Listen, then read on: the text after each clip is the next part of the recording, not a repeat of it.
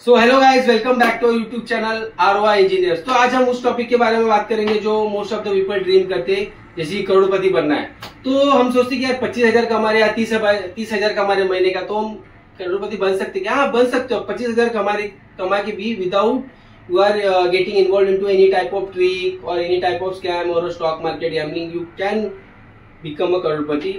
Just you have to follow one powerful strategy that you have to silently invest your wealth without you are asleep or you are into your daily life routine or you are into your work. ठीक है, तो आप सोच रहे हो तो फिर इतना सिंपल है, तो फिर सब करोड़पति क्यों नहीं बन रहे या सब रिच क्यों नहीं बन रहे? Because the same thing is not gate taught by the school. क्या या लोगों का अवेयरनेस नहीं है इस चीज के बारे में कि कैसे इन्वेस्टमेंट किया जाता है। तो मैं आपको बताता हूँ कि मोस्ट ऑफ द पीपल जिन्होंने ये स्ट्रेटेजी फॉलो किया है, they have got their financial freedom at their early stage and this has been proven. Okay, so I will give you some examples, live examples, like a chai wala in Delhi who has earn 70 lakh by just investing 100 per month. And also I will give you the second example, like a school teacher who earns rupees 25,000 per month has at the time of retirement he has rupees 1 crore. So that's the power. Like if you keep on investing without getting involved into any type of trick or any type of scam, magic of something called compounding, and the best way to unlock it is through a mutual fund. So let's see the power of mutual fund and its compounding. And trust me, at the end of this video you will look at your money with a different perspective. So the biggest reason people struggle with money, it's not because the lack of income, but they don't let their money work for them. Most of the people, what they do, we keep on saving accounts or into FDs, or worse, we spend all it out. ठीक है, तो our like in saving accounts or in fixed deposit, like we are getting 5 to 6% of interest rate, and our inflation is growing by 7%. And here that things come ki after working for like 30-40 years also, we are still retiring with stress, no freedom. Why? Because we are relying on a salary or a saving account. So most of the people are broke. It's not because the lack of income, it's the lack of the smart investment strategy. So I will give you an example. ठीक है, like अगर मैंने 10 लाख रुपए एक साल के लिए मैंने इन्वेस्ट किया है, तो मुझे वहां पे इंटरेस्ट रेट मिल रहा है 6% का और मुझे 60,000 रुपए मिल रहा है, बट मेरा यहाँ पे इन्फ्लेशन बढ़ रहा है 7 to 8%।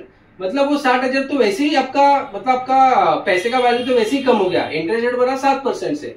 तो इसलिए आपको ये पता होना चाहिए कि पावर ऑफ कंपाउंडिंग क्यों इंपॉर्टेंट है। ठीक है, तो मैं यहाँ पे आपको और एक एग्जांपल दूंगा कि वॉरेन बफेट क्या बोलते हैं कि आप अगर कोई आपके पैसा को आप 10 साल या 12 साल आपके पास सेविंग अकाउंट में जमा करने के बाद अगर आप सोच रहे हो कि मैं इन्वेस्ट करूंगा, दैट डजंट मेक और ग्रो योर वेल्थ। ठीक है, तो उनका एक सिंपल स्टेटमेंट है कि आप अगर एकदम इनिशियल स्टेज ऑफ अर्निंग से, लाइक आप 100 रुपए कमा रहे हो और 50 रुपए आप इन्वेस्ट कर रहे हो, लेकिन कंसिस्टेंटली कर रहे हो ना 10-12 साल, तो it will grow your wealth. तो here's the mutual fund comes in. You should know that mutual fund is the simplest way where your money will harder work for you than what you do. तो जैसे कि हम बात कर रहे थे अभी थोड़ी देर पहले कि योर म्यूचुअल फंड एक सिंपलेस्ट वे जहाँ पे मनी आपके लिए ज्यादा काम करता है जितना आपको उसमें करना नहीं पड़ता है। तो मैं ऐसे आपको एक रियल लाइफ एग्जांपल देता हूँ। ठीक है, दो दोस्त थे, तो एक नयन था, एक सौरव था। ठीक है, तो जो सौरव था तो वो इतना, जैसे कि नॉर्मल पीपल होते, वो थोड़ा डरते कोई भी म्यूचुअल फंड या इक्विटी में इन्वेस्ट करने से, बिकॉज वो अवेयरनेस नहीं होता है। तो उसने सोचा कि यार मेरा पैसा डूब सकता है। तो उसने क्या किया, उसने एक ऐसे इन्वेस्टमेंट प्लान चूज किया जहाँ पे उसको हर साल एक कांस्टेंट रिटर्न मिल रहा था, 7-8% का। ठीक है, और वही जो नयन था वो थोड़ा सा अवेयर था, फाइनेंशियली ही वॉज अवेयर, तो उसने म्यूचुअल फंड चूज किया और उन्होंने हर महीने 10-10 हजार के हिसाब से इन्वेस्ट करना शुरू किया। तो इसको हम एक समझते ईयर ऑन ईयर कैसे इनका इन्वेस्टमेंट प्लान होते गया। ठीक है, तो जैसे कि आप देखोगे 2001 में अगर उन्होंने इन्वेस्टमेंट चालू किया तो वहां पे उन्होंने पूरे एक साल में 1,20,000 टोटल इन्वेस्ट किया। ठीक है, तो उसके बाद 1,20,000 इन्वेस्ट किया। फिर जैसे ही नेक्स्ट ईयर आया 2002, ठीक है, वहां पे आप देखोगे तो उनका टोटल इन्वेस्टेड अमाउंट हो गया 2,40,000। जैसे कि उन्होंने अपने इन्वेस्टमेंट कंटिन्यू रखा, ठीक है, 10,000 के हिसाब से, तो 2 साल में 2,40,000 हो गया, तो 2,40,000 हुआ। तो सौरव जो था तो उसका तो 7% का एक कांस्टेंट ग्रोथ रेट था, तो उसका 2 लाख आप देखोगे तो वो 2,40,000 उसने इन्वेस्ट किया, लेकिन 2,56,800 हो गया, ठीक है। वहीं पे जो नयन था, यहाँ पे सेंसेक्स गिरने की वजह से, मतलब मार्केट डाउन चल रहा था, तो 17% हो गया, तो 2,40,000 इन्वेस्ट किया था, लेकिन उसका अमाउंट वहां पे बना 1,97,114, ठीक है। तो वैसे ही वो इन्वेस्ट करते गए, ठीक है, उन्होंने इन्वेस्टमेंट कंटिन्यू रखा। नयन ने भी सोचा कि चलो मैं इन्वेस्टमेंट कंटिन्यू रखता हूँ, तो इन्होंने इन्वेस्टमेंट कंटिन्यू रखा और उसने भी इन्वेस्टमेंट कंटिन्यू रखा। तो जब तीसरा साल आया तो फिर भी आप देखोगे कि मार्केट डाउन ही ऑलमोस्ट इससे, ठीक है। तो उनका टोटल अमाउंट हुआ 3,60,000, 10,000 के हिसाब से 3 साल में। तो आप देखोगे सौरव का तो स्टेडीली बढ़ते ही जा रहा है, क्योंकि उसका 7% हर साल उसको मिल रहा है, तो उसका 4 लाख हो गया, 3,60,000 भर के 4 लाख हो गया। और वही नए ने, जिसको सिर्फ अभी सेंसेक्स थोड़ा सा मार्केट ऊपर गया तो 3.5% का रिटर्न मिला, तो 3,60,000 भर के भी उसका 3,28,000 ही हुआ, ठीक है। तो आप देख रहे हो कि मतलब 3 साल इन्वेस्टमेंट रहने के बाद भी लोग क्या करते हैं, इतना पेशेंस नहीं रख पाते और उनको लगता है यार मेरा तो पैसा डूब जाएगा, बढ़ ही नहीं रहा है, मैं 3 साल हो गया, जबकि यहाँ पे स्टेडी रिटर्न मिल रहा है। तो लोग ऐसे सोचते हैं, लोग कभी कभी लोगों के बैकअप में आ जाते हैं, लोगों की बात सुनते हैं and they exit the market.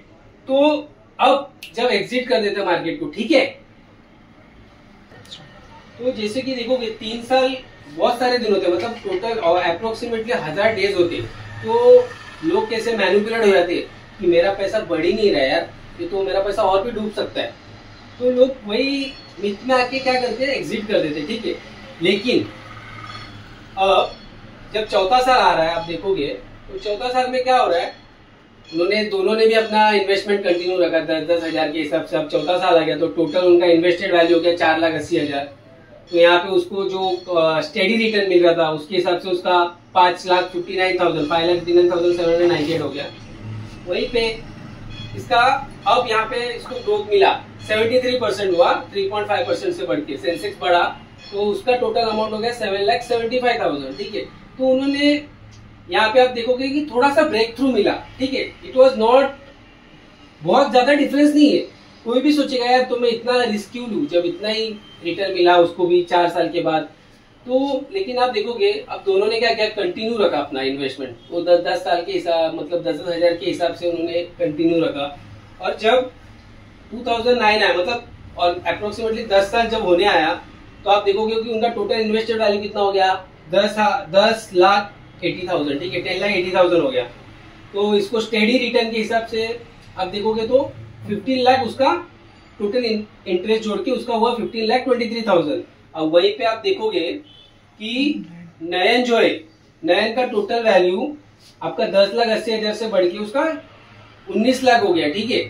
तो आप यहाँ पे भी देखोगे कि ऑलमोस्ट अब यहाँ पे डिफरेंस बढ़ते जा रहा है, आप देखोगे तो अब डिफरेंस बढ़ते जा रहा है। तो जैसे ही आप 10 साल में, तो 9 साल के बाद भी आप देखोगे तो ये 19 लाख ही है, तो ज्यादा डिफरेंस नहीं है, ठीक है। लेकिन जब 10वां साल आया, अब यहाँ पे उन्होंने इन्वेस्टमेंट स्टॉप कर दिया, ठीक है। 1 लाख मतलब 12 लाख उनका टोटल इन्वेस्टेड हो गया, टोटल इन्वेस्टमेंट वैल्यू दोनों का 12 लाख हो गया। तो यहाँ पे आप देखोगे कि अब आपको थोड़ा डिफरेंस दिखना चालू हुआ है, मतलब काफी डिफरेंस है ऑलमोस्ट। यहाँ पे उसको 17 लाख का उसका बिल्ड हो गया टोटल कैपिटल, और यहाँ पे उसका 36 लाख हो गया, जबकि अब उन्होंने अब यहाँ पे इन्वेस्टमेंट स्टॉप किया। जब मैं आगे के ईयर्स देखूं, अभी 2010 की बात अगर मैं देखूं, 2015 में, ठीक है, 2015 में 12 लाख ही है उनका, उन्होंने अब इन्वेस्टमेंट बंद कर दिया, ठीक है। तो यहाँ पे 58 लाख हो गया, जबकि वहां पे सौरव का है 24,63,000। जब मैं 2020 में आ रहा हूँ तो आप देख रहे हो कि 58 लाख से बढ़ के 87 लाख हो गया, 87,60,000 हो गया, और वहीं पे सौरव का 34 लाख ही हुआ। नाउ यू कैन सी कि कैसे डिफरेंस बढ़ते जा रहे हैं, ठीक है। अब वही जब 2022 आया, अब वो 87 लाख बढ़ के 2 साल में 1,13,27,645 हो गया, जबकि सौरव का 39 लाख हो गया। It's a huge difference.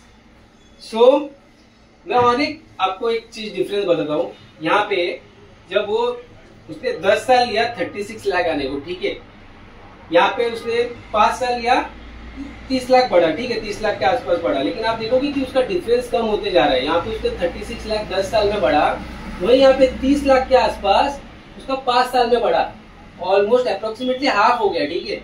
वैसे आप देखोगे जब 5 साल वापस 5 साल में उसका 30 लाख बढ़ा और 2 साल में वो 87 लाख से 1 करोड़ 13 लाख हो गया, मतलब ऑलमोस्ट 30 लाख उसका 2 साल में बढ़ना चालू हो गया, ठीक है। दिस इज द लाइक आप सोच लो कि पावर ऑफ कंपाउंडिंग क्या होता है। जैसे कि तो that's the power of compounding. जैसे कि मैंने पहले बोला था कि एक चाय वाला भी 100 रुपए रोज का इन्वेस्ट करके उसने 70 लाख रुपए जमा कर लिया, और उसके अलावा भी एक जो स्कूल टीचर है जो 25,000 महीने का उसका सैलरी है, उसने भी 1 करोड़ जमा कर लिया at the time of retirement. तो आप देख लो कि आपको मतलब बेसिकली आपका इन्वेस्टमेंट आपको कंसिस्टेंट रखना है, आपको लॉन्ग टाइम के लिए इन्वेस्टमेंट लेना है। This is what we are deriving from this. So आप देख सकते हो कि 10 साल में आपने जब 12 लाख इन्वेस्ट कर लिया, उसके बाद आपका वो पूरा फ्री का पैसा है जो ऑटोमेटिकली बिल्ड होते जा रहा है, and that is 12 lakh invest करके आप 1 करोड़ 13 लाख जमा कर रहे हो, ठीक है। 13 लाख आपका बिल्ड हो रहा है। तो जस्ट आपको क्या करना है कि आपको आपके इन्वेस्टमेंट में स्टेडी रहना है, ठीक है, and you have to keep patience. Even AMFI का भी डेटा बोलता है कि 90% ट्रेडर्स है ना, दे मेक लॉसेस, ठीक है, just not keeping them for a long time invested. तो जस्ट आपको इन्वेस्टमेंट रहना है एंड आपका वो ऑटोमेटिकली कंपाउंड होते जाएगा। इसलिए हम बोलते हैं कि compounding reverse time not timing. It's like a planting a tree which you have to plant early that's so that it can grow harder for you. तो आप सोचो कि आपने सिर्फ 10 साल इन्वेस्ट किया और अपने 12 लाख के बाद तो आपको जो भी मिला पूरा फ्री का पैसा, मतलब आपने 12 लाख से 1 करोड़ 13 लाख कर दिया है। तो अगर आप इन्वेस्टमेंट को ना रोक के आप कंटिन्यू करते रहते तो व्हाट इम्पैक्ट आप वो क्रिएट कर सकते थे। तो इसलिए बोलते हैं कि that it's a magic of compounding, the money will work for you. तो जैसे कि हमने अभी थोड़ी देर पहले देखा था कि 12 लाख इन्वेस्ट करके आप 1 करोड़ 14 लाख तक का कॉर्पस बिल्ड कर सकते हो। तो आप सोच रहे हो कि तो फिर ये सबके साथ क्यों नहीं हो रहा है। तो लेट्स सी कि what are the common mistakes done by the people in the past, ठीक है। तो उसमें से सबसे पहला जो मिस्टेक है रॉन्ग एक्सपेक्टेशंस। रॉन्ग एक्सपेक्टेशंस का मतलब क्या है कि लोगों का ऐसा एक्सपेक्टेशन है कि मेरा हर साल म्यूचुअल फंड 15% से बढ़ना चाहिए, जो कि पॉसिबल नहीं है। वो अप्स एंड डाउन तो होते रहेंगे, ठीक है, जैसे कि हमने देखा था, there will be an ups and down, ठीक है। इसके अलावा भी कहीं से हमको कोई न्यूज आ गया, अरे यार ये कंपनी तो डूब गई है, लेकिन आप ये चीज को समझो, म्यूचुअल फंड में जो आप इन्वेस्ट कर रहे हो ना, वो अलग अलग 30 सेक्टर्स में इन्वेस्ट कर रही है, ठीक है। तो अगर आपका कोई एक कंपनी में डिफॉल्ट कर जाता है ना, तो आपको इतना लॉस नहीं सहना पड़ेगा, ठीक है, इतना मनी का लॉस नहीं होगा। इसके अलावा भी क्या होता है, पीपल को लगता है कि यार ये तो बहुत रिस्क है, मेरा म्यूचुअल फंड अगर मैनेजर पैसा लेके भाग गया तो, बट आप ये चीज को समझो कि ये सेबी से रजिस्टर है, he is there to take all this securities, ठीक है। इसके अलावा if I talk about the second point, investing for the short term period. तो इसमें क्या होता है, ऑलमोस्ट पीपल है ना 3 साल में ही अपना एक रिजल्ट के बेसिस पे दे लाइक एग्जिट आउट। तो एम्फी का भी रिजल्ट बोलता है कि 90% लोग एग्जिट कर देते कि 3 साल में। तो जैसे कि हमने थोड़ी देर पहले एक डेटा लिया था, उसमें भी आप देख रहे थे कि 3 साल में ज्यादा डिफरेंस नहीं होता है, लेकिन जैसे वो कंपाउंडिंग होते जाता है तो आपको उतना आपको वो डिफरेंस दिख के आता है। तो इवन वॉरेन बफेट भी बोलते हैं कि वॉरेन बफेट, या आप देखोगे तो even there is a data which states कि 85% के पास 15% मनी है टोटल वर्ल्ड में, ठीक है। 85% जो पीपल है उनके पास 15% ही पैसा है, और 15% जो पीपल है उनके पास 85% पैसा है। दिस इज बिकॉज वो जो 15% पीपल है ना, वो लॉन्ग टर्म इन्वेस्टमेंट है, लॉन्ग टर्म के लिए इन्वेस्ट है, ठीक है। इवन अब शॉर्ट टर्म में क्या होता है, 3 साल में आप एग्जिट करोगे ना, तो आपको इवन HTCG भी बनना, मतलब शॉर्ट टर्म कैपिटल गेन, मतलब आपने पैसा तो कमाया नहीं, ऊपर से आपने एक्स्ट्रा टैक्स भी भर दिया गवर्नमेंट को, ठीक है। उसके अलावा थर्ड पॉइंट जो है बहुत इंपॉर्टेंट पॉइंट है, रॉन्ग प्लानिंग। तो इसमें क्या होता है, लोग अगर 50,000 मतलब अगर उसके पास सैलरी है, उसने सोचा कि मैं 50,000 पर मंथ का इन्वेस्ट करूंगा, तो वो क्या करता है, मतलब 40,000 तो सेविंग अकाउंट या FD में रखता है, जहां पे उसका कांस्टेंट ग्रोथ होगा रेट ऑफ इंटरेस्ट के हिसाब से 7% या 6%, और म्यूचुअल फंड में सिर्फ 10,000 डालता है। मतलब आप सोचो कि आप मतलब जहां आपका कंपाउंडिंग होने वाला है पैसा, आप वहां पे सोच नहीं रहो, ध्यान नहीं दे रहे, आपको ध्यान देना पड़ेगा वहां पे। आप इसको उल्टा कर सकते हो, या तो 50 करो, बट लाइक 40%, लाइक 40% वहां डाल रहे हो और मतलब 40,000 वहां डाल रहे हो, दैट डजंट मेक सेंस ना। तो दैट डजंट मेक सेंस, इसलिए आपको right type of mutual fund select करना पड़ेगा। इसका मतलब ये नहीं कि आपने डेब्ट फंड में अपना पैसा डाल दिया और बोल रहे हो कि मेरा पैसा ग्रो नहीं होना पड़ेगा, ग्रो नहीं हो रहा है। तो आपको right type of mutual fund select करना पड़ेगा। आपका प्लानिंग राइट होना चाहिए जो आप पैसे को डिस्ट्रीब्यूट कर रहे हो। तो हम ये राइट टाइप ऑफ जो आपका म्यूचुअल फंड है ये हमको नेक्स्ट वीडियो में लेंगे कि आपको किस तरह का म्यूचुअल फंड में इन्वेस्ट करना चाहिए। Are you saving your money और building your wealth? Every year you push your investment further, it will delay your financial freedom more further. So then you will say, what is the best time? The best time was yesterday, but the second best time is today. So start small, start now. Let your money grow for you while you are asleep. So start your financial journey of freedom, one SIP at a time with us. Subscribe to ROI Engineers for the investment planning and investment videos. Thank you.